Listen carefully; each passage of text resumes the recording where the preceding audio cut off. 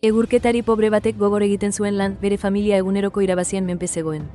Eguerdi kiskalgarri batean, bere burdinezko aizkora zaharra eskutik irristatu zitzaion eta ibai sakon eta zurunbilotsu hartan galdu zen. Oihukatu zuen, ez, nire familiak gosea pasatuko du nire aizkorarik gabe. Bere bihotza etxipenean ondoratu zen, bere itxaropena azkar itzaltzen zen. Bat-batean, irudi distiratsu bat atera zen uretatik. Ibai espiritu atsegina zen, urrezko aizkora distiratsu bat eskuan zuela. Hau alda zure aizkora, jaun ona, galdetu zion espirituak, bere ahotsa isurketako uraren antzekoa zen. Egurketariak irmo astindu zuen burua. Ez, espiritu atsegina. Nire aburdina arrunta zen, ez urrea.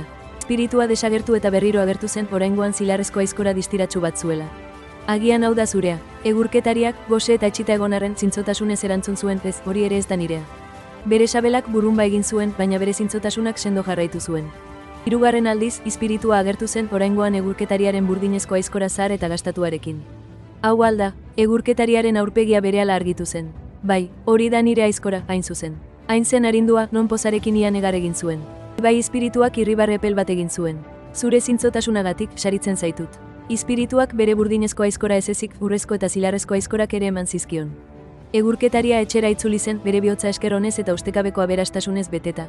Bizilagun zikoitz batek ipuina entzun zuenean ibaira abiatu zen.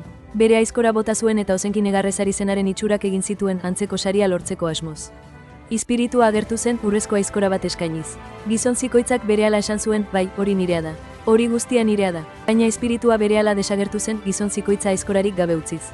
Zintzotasunak gogorra denean ere zintzotasuna aukeratzeak beti dakar azkenean saririk onena. Egurketariaren bidaiak inspiratu bazaitu, arpidetu Baskio-Erepora ipuin mitiko gehiago lortzeko. Gustuko baduzu, gaur ikasgai hau aplikatuko duzu eta iruzkinetan idatzi zein ipuin famatu partekatu beharko genukeen hurrengoan.